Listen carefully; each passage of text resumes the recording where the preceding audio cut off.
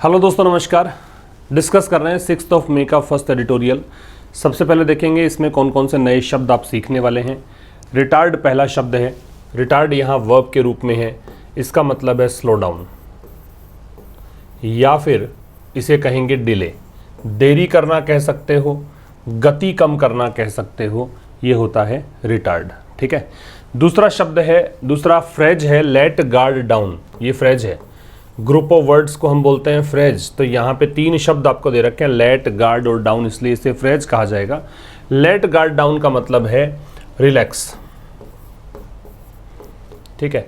या फिर यूँ कहें कि not be alert, not be alert, चौकन्ना न रहना, सावधान न रहना, रिलैक्स रहना, मीन्स सावधानी बरतना बंद कर देना।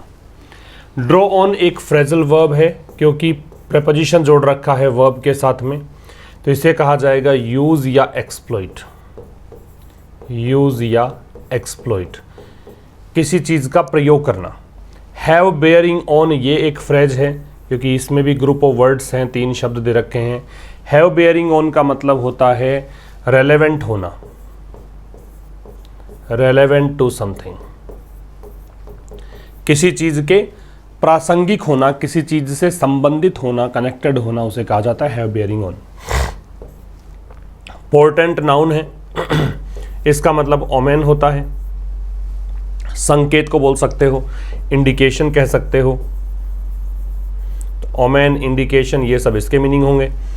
अ फार क्राई एक फ्रेज है। इसका मतलब या तो बहुत लंबा रास्ता कह सकते हो, अ लॉन्ग वे, काफ़ी लंबी दूरी कहा जा सकता है। या फिर इसका मतलब होता है वेरी डिफरेंट, बहुत ज़्यादा अलग कोई चीज़ है, तो उसे भी आप फार क्राई के नाम से जानते हैं। एक है ऑनसेट। ऑनसेट नाउन है। इसका मतलब स्टार्ट होता है, या फिर इसका मतलब है बिगिनिंग। शुरुआत को कहा जाता है क्या? ऑनसेट। शुरुआत के लिए किस वर्ड का यूज़ करते हैं? ऑनसेट का। इसका स्क्रीनशॉट आप ले सकते हैं। आज का एडिटोरियल है title watch the gap. Mind the gap और वॉच द गैप दोनों ही सेम हैं। आप यूँ कहें कि जो गैप है, जो अंतराल है, उसका ध्यान रखें। जो बीच का गैप है उसको थोड़ा सा माइंड रखें, उसका थोड़ा ध्यान रखें। इसे कहा जाता है वॉच द गैप। ठीक है। जब कोई किसी को सावधानी बरतने के लिए कहता है तो उसे कहते हैं भी, सावधानी बरतने में कहता है कि गैप है, उस गैप को देख कर चलें, तो इसलिए वॉच द गैप या माइंड द गैप का यूज़ होता है। इसको स्टार्ट करते हैं। ऑफिशियल डेटा ये सब्जेक्ट है। On India's merchandise trade. Merchandise जो शब्द है इसका मतलब होता है वस्तु, और वस्तु कैसी? जिसको आप बेच सकते हो, खरीद सकते हो, उस वस्तु को कहते हैं। तो ऑफिशियल डेटा जो है किसको लेकर? भारत के मर्चेंडाइज ट्रेड को लेकर। फॉर अप्रैल महीने के लिए ये डेटा, इसकी वर्ब है गिव। ये कारण देता है किसके लिए? कारण है खुशी का कारण। चीयर का मतलब हैप्पीनेस है। चीयर का मतलब क्या है? हैप्पीनेस। तो ये खुशी का कारण आपको देता है एट फर्स्ट ग्लांस। ग्लांस जो शब्द है इसका मतलब ग्लिम्स कह सकते हो या लुक कह सकते हो। तो पहली नज़र में तो अगर आप देखते हैं तो ये एक खुशी का कारण देता है, अगर आप ऑफिशियल डेटा पर नज़र डालें तो। एक बार फिर समझिए, ऑफिशियल डेटा जो है भारत के मर्चेंडाइज ट्रेड को लेकर अप्रैल के महीने के लिए, ये आपको पहली नज़र में तो एक खुशी का कारण देता है। ठीक है। मतलब पहली नज़र में देखोगे तो आपको खुशी होगी ऑफिशियल डेटा को देखकर। Emerging from A record export performance. Emerging from, उभरते हुए। किससे उभरते हुए? रिकॉर्ड एक्सपोर्ट परफॉर्मेंस की काफ़ी बड़े स्तर पर या रिकॉर्ड स्तर पर एक्सपोर्ट परफॉर्मेंस रही है। ड्यूरिंग, किस दौरान? The just concluded financial year. Conclude का मतलब यहाँ पे समाप्त होना है। जो हाल ही में समाप्त हुआ वित्तीय वर्ष है, उस दौरान जो एक्सपोर्ट परफॉर्मेंस रिकॉर्ड स्तर की रही, उससे इमर्ज होते हुए। Outward shipments. देखो, वार्ड जो शब्द है टुवार्ड की ओर होता है, डाउनवर्ड नीचे की ओर होता है, अपवर्ड ऊपर की ओर होता है, आउटवर्ड बाहर की ओर होता है, इनवर्ड अंदर की ओर होता है। तो की और डायरेक्शन बताने के लिए वर्ड का प्रयोग करते हैं। शिपमेंट क्या होता है? कैरिंग ऑफ गुड्स होता है, सामान को ले जाने की प्रोसेस होती है। ठीक है। शिपमेंट चार्जेस हम लोग पे करते हैं जब भी कोई सामान आप मंगवाते हो ऑनलाइन, तो वहाँ शिपमेंट चार्जेस है। तो कैरिंग ऑफ गुड्स कह सकते हो, सामान को भेजना, एक स्थान से दूसरे स्थान तक कैरी करना जो होता है वो शिपमेंट कहलाता है। तो कह रहे आउटवर्ड शिपमेंट जो है इस महीने के लिए, वो शिपमेंट राइज हुआ है, रोज राइज की सेकेंड फॉर्म है, कितना 24.2% फ्रॉम ए ईयर अर्लियर। अगर आप एक साल पहले से अगर तुलना करें तो इतना बढ़ा है ये। With electronics and chemicals showing healthy expansion, और इसमें जो इलेक्ट्रॉनिक्स वाले सामान है या केमिकल्स हैं उसमें काफ़ी बड़ा विस्तार देखने को मिला है। एक्सपेंशन का मतलब इंक्रीज है, विस्तार है। While petroleum products more than double, जब पेट्रोलियम प्रोडक्ट्स जो हैं वो डबल से ज़्यादा हो गए हैं। ठीक है, ये इसकी वर्ब है। एक बार फिर समझिए, सब्जेक्ट है ऑफिशियल डेटा, वर्ब है गिव, सब्जेक्ट है आउटवर्ड शिपमेंट्स, वर्ब है रोज, और सब्जेक्ट है पेट्रोलियम प्रोडक्ट्स, वर्ब है डबल्ड। कंक्लूडेड का मतलब समाप्त होना है, इमर्ज उभरने को बोलते हैं। ठीक है, तो इमर्जिंग से अगर फिर से पढ़ें तो emerging from a record export performance, तो इससे इमर्ज होते हुए, किससे, जो रिकॉर्ड स्तर पर एक्सपोर्ट परफॉर्मेंस रहा है, किस दौरान बात कर रहा है, ये बात कर रहा है उस वित्तीय वर्ष की जो अभी हाल ही में कंप्लीट हुआ है, मार्च 31 तक की बात कर रहा है। आउटवर्ड शिपमेंट जो हैं तो इससे उभरते हुए जो बाहर जो सामान भेजा गया है मंथ में, फॉर द मंथ, ये कितना 24.2% जो है, तो ये हो गया परफॉर्मेंस पिछले साल की, अप्रैल की बात कर रहा है। आउटवर्ड शिपमेंट जो है इस अप्रैल महीने के लिए उसमें इतनी बढ़ोतरी हुई है एक साल पहले से अगर तुलना करें तो। अर्लियर जो होता है वो टाइम में पहले के लिए आता है, अर्लियर का ऑपोजिट जो है वो लेटर होता है, LATER। इसमें इलेक्ट्रॉनिक्स और केमिकल्स है, उसने हेल्दी एक्सपेंशन दिखाया है, उसने विस्तार दिखाया, जो पेट्रोलियम प्रोडक्ट्स जो हैं वो डबल से ज़्यादा हो गए हैं। ठीक है, आगे देखिए, हाउएवर, हालांकि, हाउएवर जो है वो एक एडवर्सेटिव कंजंक्शन और एडवर्ब दोनों हो सकते हैं। हालांकि इंपोर्ट्स कंटिन्यूड, इंपोर्ट्स की वर्ब कंटिन्यूड है, आयात जो है वो जारी रहा है। आउटपेस, आउटपेस का मतलब होता है सरपास, या फिर इसे कहेंगे आउटडू, या फिर इसे कहेंगे एक्लिप्स, आगे निकल जाना। ठीक है, ये तो इसने कहा कि ठीक है, इसने थोड़ी प्रशंसा कर दी कि ठीक है सब कुछ माहौल फेवर में है, लेकिन अब लेखक कह रहा है हालांकि आयात अभी भी ज़्यादा है। देखो, आयात अगर ज़्यादा है, निर्यात किसी देश का कम है, इसका मतलब व्यापारिक घाटा है। ठीक है, तो आयात अभी भी लगातार आगे निकला हुआ है एक्सपोर्ट्स की तुलना में, ग्रोइंग बाई 26.6%। कितना ग्रो हुआ है, इतने प्रतिशत की दर से ग्रो हुआ है। टू ब्रॉडेन, ब्रॉडेन का मतलब होता है वाइडन, और इसने बढ़ा दिया है क्या, गुड्स ट्रेड डेफिसिट, जो सामान का व्यापार हम करते हैं उसका जो घाटा है उसको बढ़ा दिया है। विच वाइडेंड, विच यहाँ पे ट्रेड डेफिसिट के लिए है, व्यापारी घाटा कितना बढ़ गया, ये वाइडन हुआ है, वाइडन हुआ है मतलब ब्रॉडेन हुआ है, बढ़ा है, कितना, इतना बिलियन डॉलर। पहले कितना था, पहले मार्च में इतना ही था। ठीक है, आंकड़े हैं केवल, कुछ नहीं है। इंपोर्ट्स की वर्ब कंटिन्यूड है, विच है वो ट्रेड डेफिसिट के लिए आ रहा है, रिलेटिव प्रोनाउन है, इसकी वर्ब है वो वाइडेंड है। ठीक है, तो हालांकि जो इंपोर्ट्स हैं उन्होंने लगातार एक्सपोर्ट से ज़्यादा रहे हैं। ठीक है, कितना बढ़ा है, 26.6% की दर से बढ़ा है, और इस प्रकार से व्यापारिक घाटा जो है वो बढ़ गया है, 20.07 बिलियन डॉलर तक पहुंच गया है। कहां से, 18.5 बिलियन डॉलर से, जो कि मार्च में था। ठीक है, द ट्रेड डेफिसिट, व्यापारिक घाटा। द एक्सटेंट, एक्सटेंट का मतलब होता है level. To which the import bill exceeds export receipts, इसको रिसीट पढ़ते हैं, पी का उच्चारण इसमें नहीं होता है। ठीक है, रिसीट्स। तो कह रहे ट्रेड डेफिसिट जो है, व्यापारिक घाटा जो है, अब आगे हाइफन लगा के बताया, द एक्सटेंट टू विच, उस लेवल तक जहां पे जो इंपोर्ट बिल हैं, आयात वाले बिल हैं, वो ज़्यादा हैं एक्सपोर्ट के जो रिसीट्स हैं उनसे। वरिंगली, चिंताजनक रूप से। ब्रीच, ब्रीच का मतलब ब्रेक होता है, इसने ये लेवल तोड़ दिया है, ये लेवल पार कर दिया। वैसे ब्रेक, वायलेट, फ्लाउट, इन्फ्रिंज, उल्लंघन करने के लिए यूज करते हैं वैसे।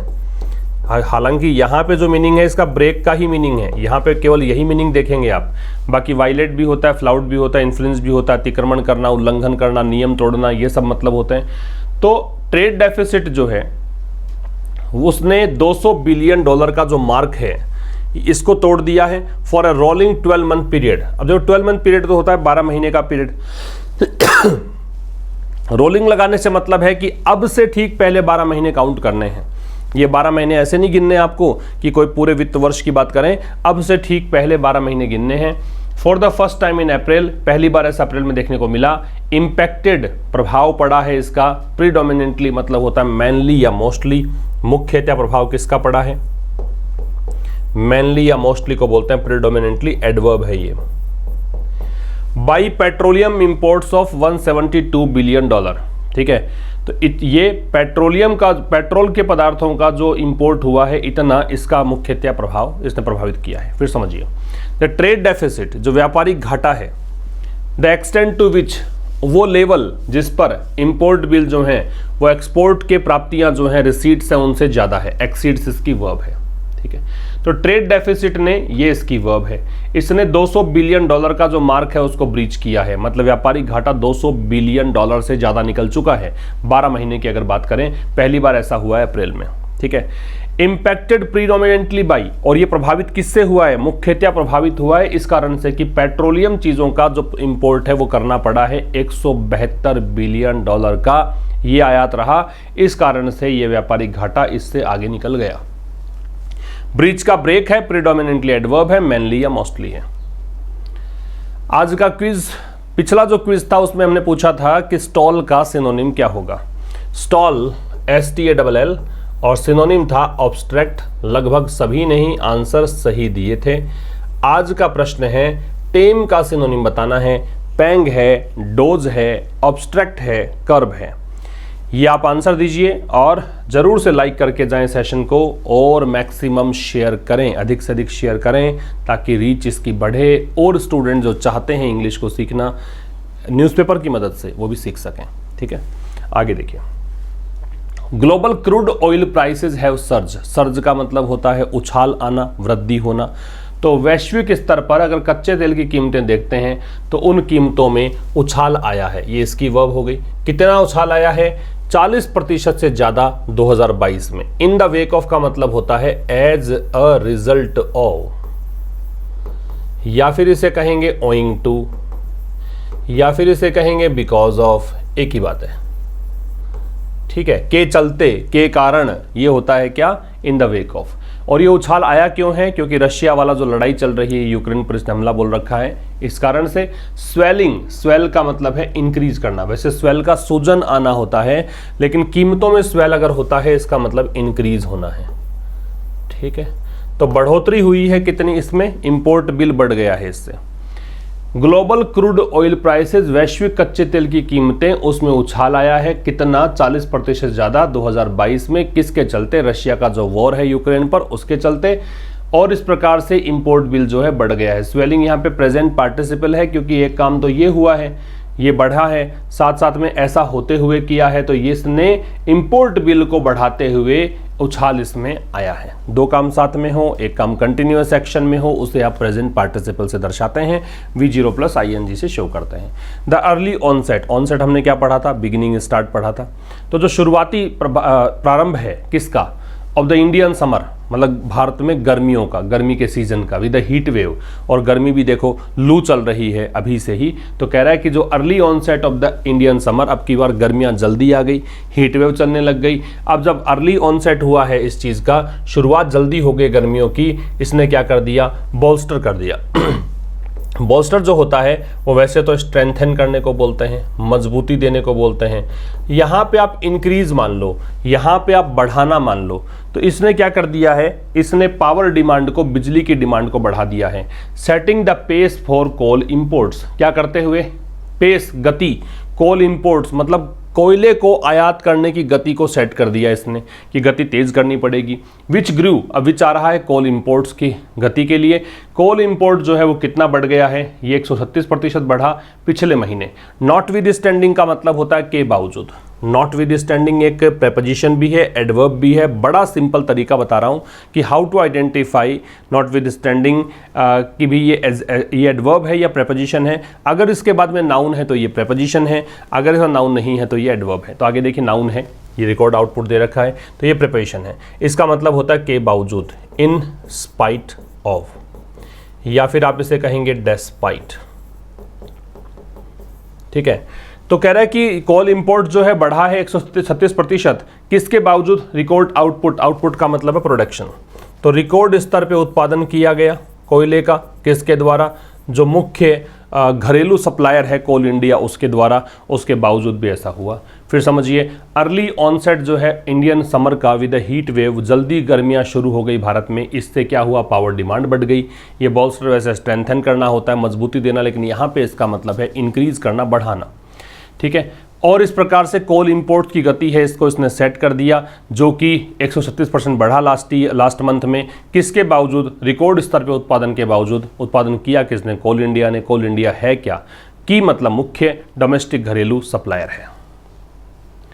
For the first time ever, पहली बार, for the first time ever, पहली बार ऐसा हुआ है, मतलब एवर लगा दिया ऐसा मतलब इससे पहले कभी नहीं हुआ, पहली बार ऐसा हुआ है। द मिनिस्ट्री ऑफ पावर, जो ये पावर मिनिस्ट्री है, हैज सेट टाइमलाइंस, इसने टाइमलाइन सेट की है किसके लिए, राज्यों के लिए, टू इंपोर्ट कोल, किसके लिए, कोयला आयात करने के लिए, over the next few months, over का मतलब है ड्यूरिंग, तो अगले कुछ महीनों,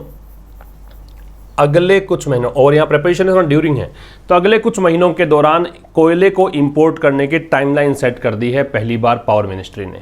ए फार क्राई, जो बहुत अलग बात है, फार क्राई का मतलब अलग, बहुत डिफरेंट, किससे, इस चीज़ से। 16% year on year decline in imports, 16% साल दर साल मतलब यहाँ पे कमी देखने को मिली थी ऑफ द फ्यूल, किसमें, फ्यूल की इंपोर्ट की, कब, अप्रैल 2021 से लेकर जनवरी 2022 के पीरियड में। और एक क्लियर पोर्टेंट है, एक स्पष्ट सा संकेत है, पोर्टेंट का इंडिकेशन था, साइन था, ओमेन था, that the bill for overseas purchases, overseas का मतलब विदेश को बोलते हैं, और जो बिल है ओवरसीज परचेज ऑफ कोयल की, कोल मतलब कोयले को आप बाहर से अगर आयात कर रहे हैं तो वो बिल जो है वो निश्चित रूप से तैयार है बढ़ने के लिए। स्वेल का मतलब इंक्रीज होता है। द मिनिस्ट्री है, इसकी वर्ब क्या है, हैज सेट, सेट की तीनों फॉर्म सेम होती है, सेट सेट सेट। इसके बाद में फार क्राई है, इसका मतलब much different, very different. Year on year, ये याद रखिए कि जब आप एक जैसी नाउन्स को प्रेपोजिशन से कनेक्ट करते हैं, बोथ साइड्स लेफ्ट और राइट में आप देख रहे हैं कि ईयर दे रखा है, बीच में प्रेपोजिशन है, both the noun should be put in singular form, दोनों ही नाउन्स कैसी आएंगी, एक वचन फॉर्म में आएंगी। डिक्लाइन का मतलब घाटा होता है, डिक्लाइन का मतलब कमी होती है, गिरावट होती है। डिक्लाइन के बाद में इन लगाते हैं, गिरावट किस चीज़ में है इसको बताने के लिए। पोर्टेंट है, वो संकेत को बोलते हैं, ओमेन होता है, इंडिकेशन होता है, साइन होता है। द बिल है, इसकी वर्ब है वो इज है। ओवरसीज का मतलब सात समुद्र पार, इसका मतलब देखो सीज दे रखा है, सीज का समुद्र होता है, ओवरसीज समुद्र से पार मतलब विदेश की बात कर रहा है, ठीक है। आगे देखिए, monitoring the trade deficit is crucial. Monitoring यहाँ जेरेंड है, हमेशा बताता हूँ मैं इस बात को, फिर से सुन लीजिए। अगर कोई आईएनजी फॉर्म सब्जेक्ट बनती है किसी सेंटेंस में तो उसे सीधा सीधा एक नाम दे दीजिए, जेरेंड है। जेरेंड को हम वैसे क्या बोलते हैं, वर्बल नाउन बोलते हैं। तो monitoring the trade deficit is crucial, तो ट्रेड डेफिसिट को मॉनिटर करना क्रूशियल है। मॉनिटरिंग की वर्ब है वो इज है, ठीक है। ट्रेड डेफिसिट को मॉनिटर करना क्रूशियल है, ठीक है, मतलब व्यापारिक घाटे को मॉनिटर करना बड़ा ही इंपॉर्टेंट है। कारण क्या है, as this has a direct bearing on, क्योंकि इसका सीधा सीधा असर है। बियरिंग ऑन का मतलब है असर पड़ना, क्योंकि इसका सीधा सीधा असर है किस पर, इस चीज़ पर, करंट अकाउंट डेफिसिट पर। बेयरिंग ऑन का मतलब रेलेवेंट है, संबंधित है, असर पड़ता है इस चीज़ का। तो ट्रेड डेफिसिट को मॉनिटर करना इंपॉर्टेंट है। कारण एज यहाँ पे बिकॉज का मीनिंग दे रहा है, कंजंक्शन है, क्योंकि इसका सीधा सीधा क्या कह सकते हो, कनेक्शन है किससे, करंट अकाउंट डेफिसिट से। डिसकंसर्टिंगली, डिसकंसर्टिंगली मतलब वरिंगली, चिंताजनक रूप से, ठीक है। तो ये चिंताजनक बात है कि फॉरेन डायरेक्ट इन्वेस्टमेंट, एफडीआई बोलते हैं, विदेशी निवेश, उसको बोलते हैं फॉरेन डायरेक्ट इन्वेस्टमेंट। चिंताजनक बात है कि एफडीआई जो है which typically helps bridge the CAD, ये क्या करता है, अगर एफडीआई ज़्यादा है तो ये आपका जो करंट अकाउंट डेफिसिट है उसको कम कर देता है। ब्रिज का मतलब है रिड्यूस गैप, ये हमने 2-3 दिन पहले भी डिस्कस किया था। रिड्यूस गैप, गैप को कम करने को क्या बोलते हैं, ब्रिज। तो फॉरेन डायरेक्ट इन्वेस्टमेंट जो है, जो कि हेल्प करता है किस चीज़ में, सीएडी को कम करने में, करंट अकाउंट डेफिसिट जो है घाटा है उसको कम करने में। हेल्प के सीधा बाद में अगर वर्ब लगानी है then you have got 2 options, either V0 और 2 + V0, choice is all yours, you can use either of them, लेकिन ज़्यादा चलन में ये वाला है V0, हेल्प के साथ बेस फॉर्म लगाते हैं, ठीक है। तो एफडीआई जो है जो कि हेल्प करता है सीएडी को कम करने में, हैज सीन इसने देखा है। अब विच आ रहा है इसके लिए, इसकी वर्ब आ गई हेल्प्स, फिर सीधा ये सब्जेक्ट है, इसकी वर्ब ये है हैज सीन, हैज के साथ थर्ड फॉर्म है। एफडीआई ने क्या देखा है, मॉडरेशन, थोड़ा संतुलन देखा है इस बार, ठीक है, मतलब ज़्यादा एफडीआई भी नहीं रही, कम भी नहीं रही, बीच का सा रही। And the wider the CAD, अब कह रहा है कि जितना ज़्यादा सीएडी होगा, करंट अकाउंट डेफिसिट होगा, उतना ज़्यादा the downward pressure on the rupee, उतना ज़्यादा यहाँ पे प्रेशर, मतलब उतना ही ज़्यादा डाउनवर्ड प्रेशर होगा, कहना दबाव कम होगा, कह सकते हो डाउनवर्ड प्रेशर होगा रूपी पर, जितना ज़्यादा सीएडी होगा उतना अधिक दबाव बढ़ेगा रूपी पर। एक काम की बात यह है कि जब आप एक ही सेंटेंस में दो बार कंपैरेटिव डिग्री लगाते हो, जैसे वाइडर और ग्रेटर दो बार डिग्री कंपैरेटिव लगाई है, दोनों से पहले द का प्रयोग किया गया है, ठीक है। एक ही सेंटेंस में दो बार कंपैरेटिव डिग्री लगाएंगे, दोनों से पहले द का प्रयोग किया जाएगा। तो द वाइडर है, द ग्रेटर है। तो जितना ज़्यादा सीएडी होगा उतना ज़्यादा डाउनवर्ड प्रेशर होगा किस पर, रूपी पर, विच इज ऑलरेडी वीकेंड, अभी चाह रहा है रूपी के लिए, रिलेटिव प्रोनाउन ने जोड़ेगा पहले वाले शब्द को। तो रूपी जो है पहले ही वीकन हो चुका है, कमजोर पड़ चुका है। कंसिडरेबली का मतलब है सिग्निफिकेंटली, बहुत ज़्यादा। ये कुछ वर्ड्स ऐसे हैं जो बार बार में न्यूज़पेपर में आते रहते हैं, रिपीट होते हैं। सिग्निफिकेंटली का मतलब बहुत ज़्यादा।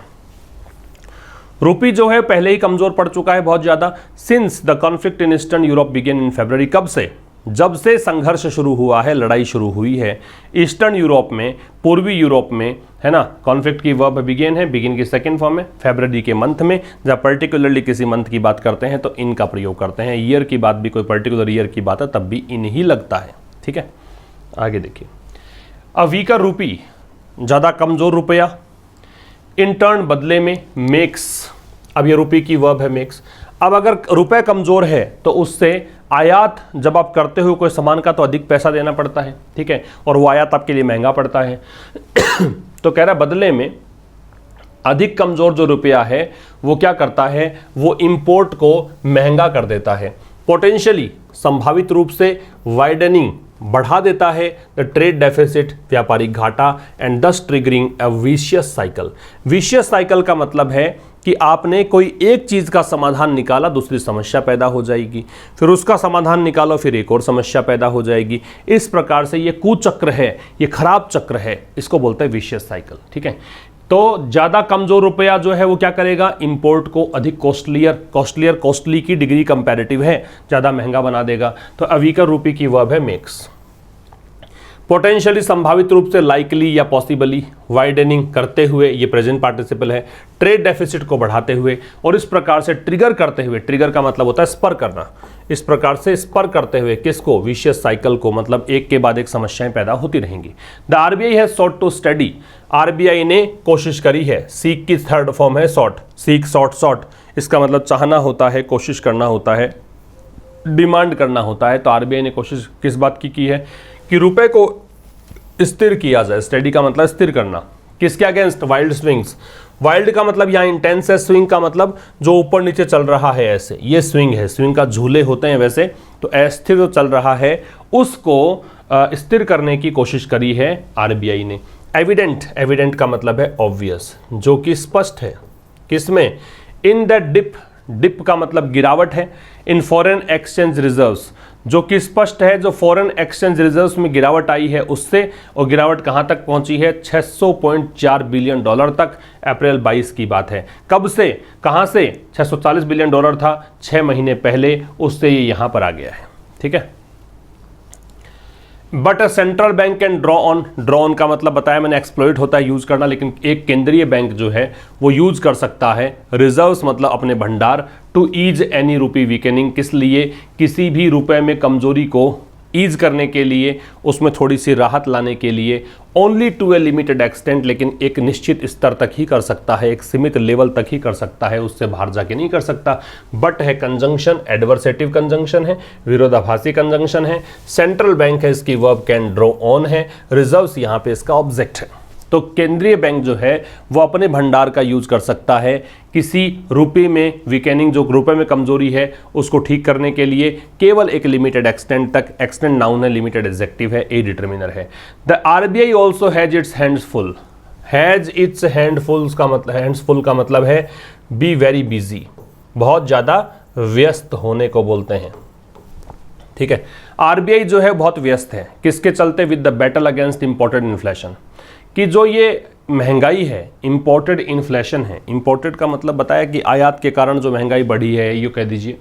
तो आरबीआई जो है काफ़ी व्यस्त है क्योंकि इसे महंगाई से निपटना है।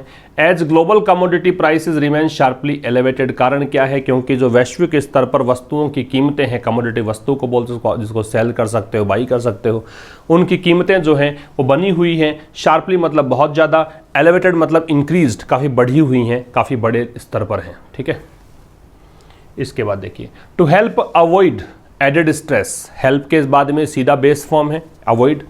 तो क्या करने के लिए? जो ये तनाव बढ़ा है, जो ये संकट बढ़ा है, इससे बचने के लिए the government must consider, government को जरूर से जरूर सोचना चाहिए किस बारे में? अतिरिक्त इंसेंटिव्स के बारे में फॉर एक्सपोर्ट। इंसेंटिव क्या होता है?